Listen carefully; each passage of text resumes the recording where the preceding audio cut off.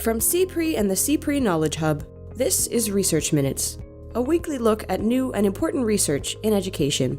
Today, we look at edTPA, a system of performance assessments used in nearly 20 states to determine if pre-service teachers are ready for the classroom. Candidates who meet or exceed the cut score can go on to teach, and those who don't are not permitted to seek their license and need to either retake the exam or give up on teaching. We welcome Rutgers University's Drew Gitomer and UCLA's Felipe Martinez, co-authors of a new study examining the validity and reliability of the edTPA system. They joined CPRE Knowledge Hub managing editor Keith Heumiller to discuss their findings.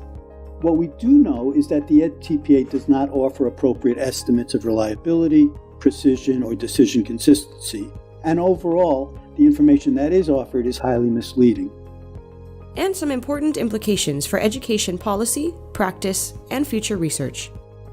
This is an area that is increasingly important from a policy perspective and that, in our estimation, remains heavily understudied. That's right now on Research Minutes.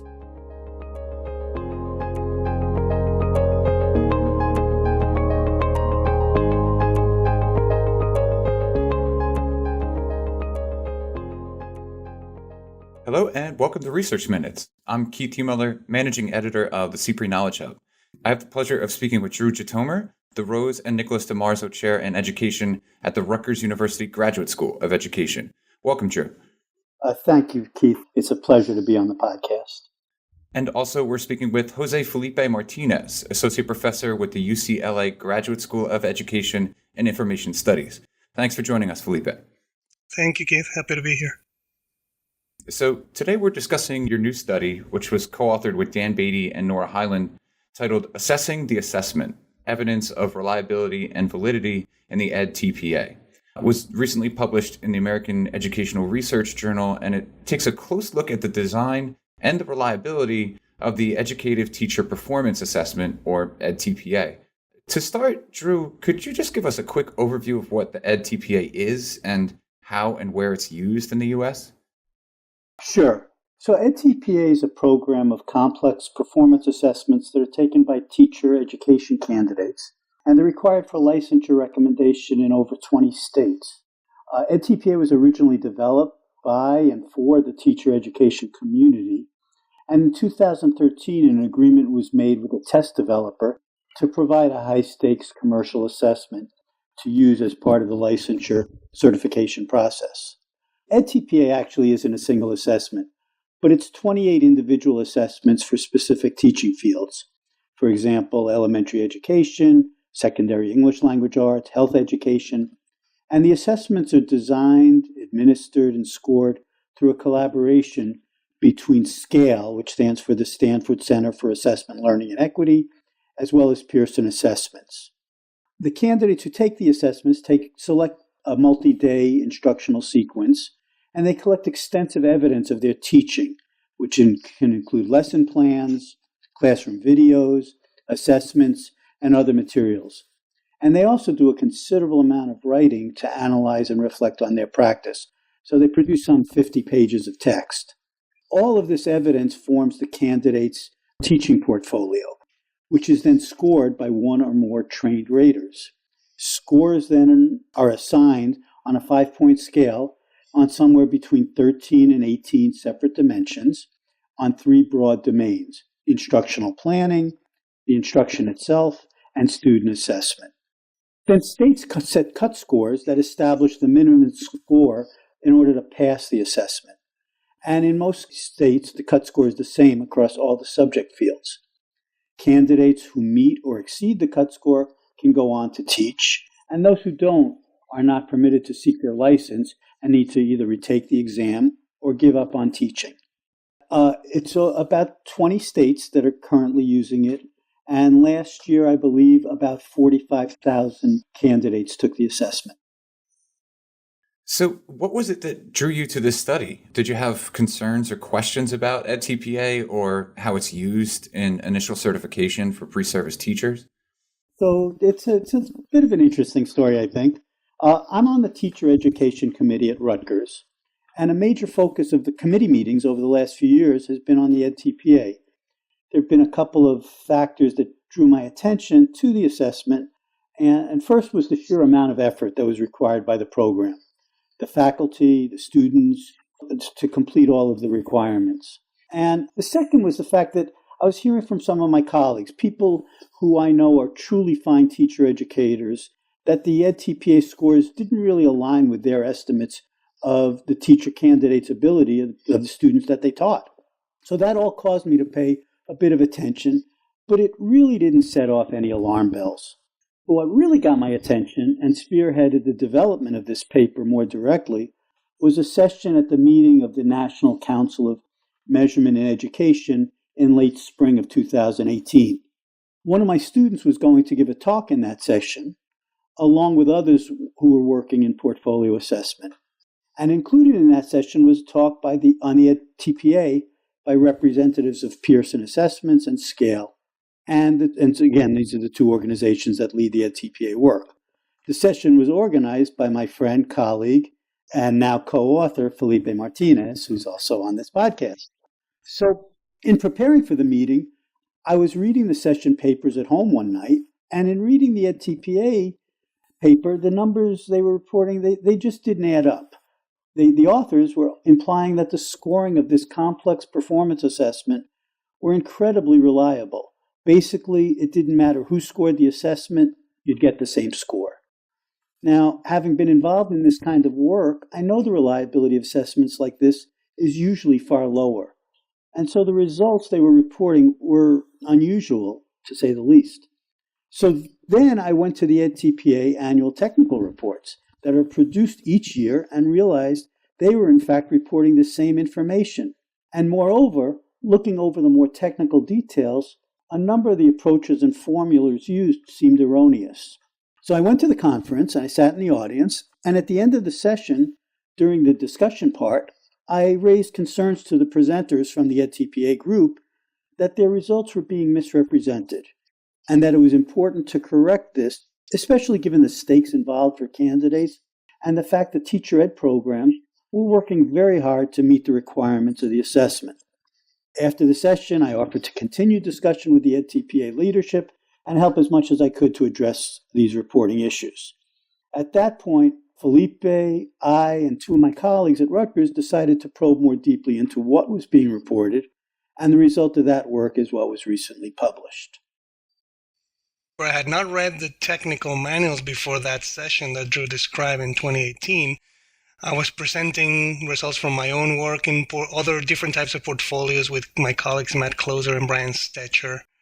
And in that work, we were showing reliabilities in the more familiar range for these kinds of things, 0.6s, 0.8, the usual levels found with these things.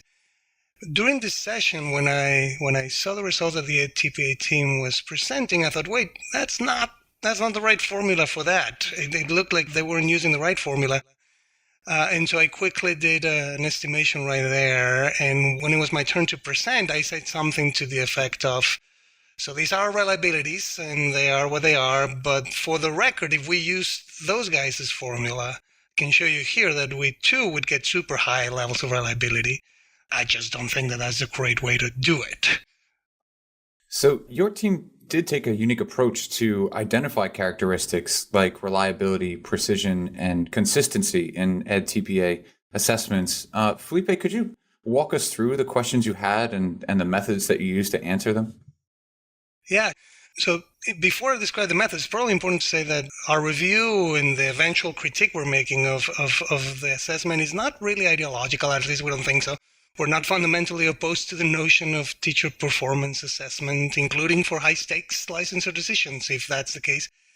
But we're educational measurement researchers, and so we take a narrower, but we think it's still critical, look into these issues. And our point is that if these assessments are to be used for these types of purposes, then they need to be shown to satisfy some basic technical properties. To ensure that the decisions are reliable, precise, valid, what they need to be. And so we started from that very basic notion and broad tenet of validity in educational measurement, that technical support is needed to support high-stakes uses of assessments. And To guide our review or assessment of whether this was met in edTPA, we refer to the typical or the most common framework for this type of work, the standards of the ARA, APA, and NCME organizations for educational and psychological measurement. These are the most widely accepted sort of these are the professional best practice standards or model in the field. And everyone agrees they are, including, in this case, the developers of edTPA, who list them prominently in their technical documentation. And so from that, our data collection analysis did not involve the usual data in some kind of advanced statistical modeling tool or sophisticated psychometrics. It was essentially a review of the technical manuals and reports that edTPA produces every year, describing the basic patterns of results and technical properties of their assessments, and sort of contrasting the evidence there to the guidelines and the things that the standards would say would need to be, the kinds of evidence would need to be offered as critical pieces of supporting evidence to demonstrate appropriate, again, reliability, precision, validity. We also added a few simulated scenarios using data from one of our home institutions just to try to illustrate some of the potential issues and choices and consequences of the choices made. But by and large, it was a review of published evidence by the developers and contrasting it to established professional standards. So from there, I think we can jump right into your results. It looks like your team came away with some notable findings here. Yeah, we think we did. The interested listeners should hopefully read the full paper. We did try to write it so that it would not be highly technical and it would be accessible to the most relevant audiences here, which include policymakers and practitioners. There are a number of key takeaways, we think. First, we need to know how reliable these scores are in general, and particularly with respect to pass-fail decisions. Would the scores and decisions differ depending on who scores the assessment? How precise are the scores? We found that edTPA actually never addresses that fundamental question. Instead, they present a combination of statistics that we contend, we argue, are not standard for this type of situation and are highly misleading for the purposes at hand. Fabricated is a very strong word, but the fact is that some of the coefficients reported in the documentation are simply not found in the literature. We can't find them anywhere else. And others can be found in other places, but are very clearly not appropriate for this context.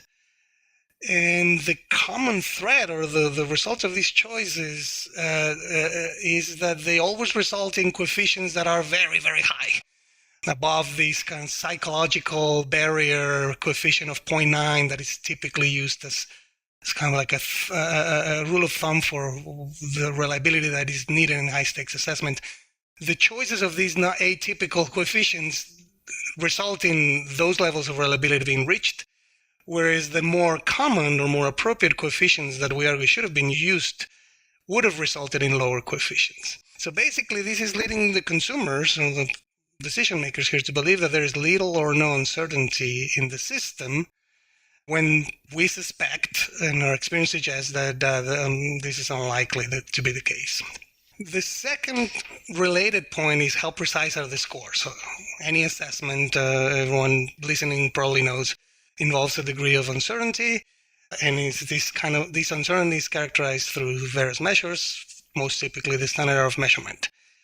Very similar to an election poll where it said that a candidate has a certain preference of the vote plus minus a margin of error, 4 points or whatever. That margin is a standard error of measurement.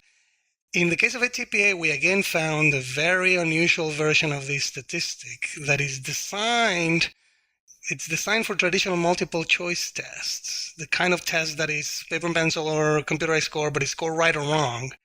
And that is entirely inappropriate in this case because it does not consider the possibility of human judgment error, which is very prominent in edTPA because this is being scored by humans, by trained raters. And so the kind of coefficient that is being reported, with this logic, the precision would be exactly the same whether the portfolios are being rated by these thoroughly trained experts that are described in the literature, or by a group of untrained adults recruited from the street. And that doesn't make sense on its face. The precision should depend on the process of measurement, and this is not reflected here. Third, we don't think, this is a minor point to make, we don't think that it's reasonable, or at least not supporting the documentation, to have a single passing score for all fields in edTPA, all 28 assessments. If you were to do that, you find that the passing rates are quite different. They differ dramatically sometimes across fields. For example, 79%, looking at here, of middle childhood math candidates would pass, compared to about 53 of secondary math teacher candidates. So that's a very big difference, and it would be defensible only if we have some corroborating evidence that indeed middle school math candidates are in fact more prepared to teach than secondary math candidates. And that is not the case. There's no such evidence offered. And that raises question that suggests that using the same passing score might not be justified, and may be cause for concern in terms of consistency and fairness too. Yeah, so let me talk about a couple of other issues. For any assessment program, it's critical to examine the implications of an assessment for historically marginalized groups of examinees, particularly those groups that are underrepresented in the teaching force. Now, in our paper, we point out that African American candidates are much less likely to pass the assessment and more likely to be misclassified in terms of passing status. And so that creates disparate access to the teaching profession. It's a critical issue, and the results are relatively discounted by edTPA in their reports. Now, the points that Felipe made and this issue around differential performance are all highlighted in the paper. But we discovered another problem that was particularly troubling after publication. And it goes to this issue. When state policymakers are faced with decisions about whether to adopt an assessment, they typically rely on trusted authorities to evaluate the quality of the assessment. So the edTPA technical reports, including the most recent one, state that all analyses and results have been informed and reviewed by a technical advisory committee of nationally recognized psychometricians, and they meet the technical standards for licensure assessments set forth by AERA, APA, and NCME standards that we referred to before. But based on confidential information we've received from multiple sources, we have very strong reason to believe this statement is highly misleading, and that such regular reviews by experts have not in fact occurred as described. So it seems that there could be some significant implications to your work here, specifically in regard to education policy and even practice. But before we discuss those, I just wanted to ask Drew, are there any limitations that listeners should maybe be aware of? Sure. The study is certainly limited by the fact that we did not have access to all of the edTPA data.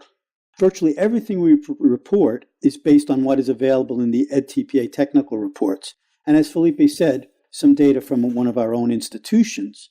What we do know is that the edTPA does not offer appropriate estimates of reliability, precision, or decision consistency. And overall, the information that is offered is highly misleading. But because we don't have the data available to us, we can't say with any degree of certainty what the correct estimates actually are.